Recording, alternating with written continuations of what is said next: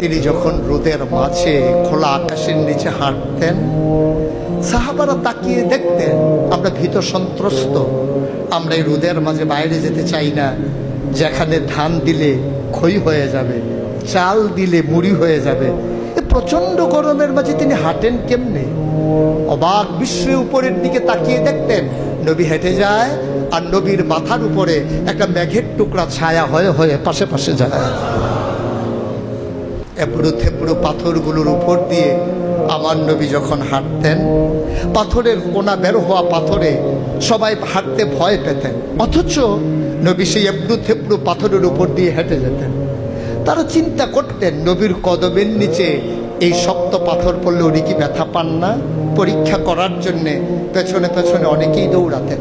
দৌড়ে দৌড়ে নবীর কদম মুবারকের নিচে যে পাথর পড়ে গিয়েছিল ওরা হাতে তুলে দেখতেন নবীর কদমের সম্মানে শক্ত পাথর তুলার মতো নরম হয়ে গেছে।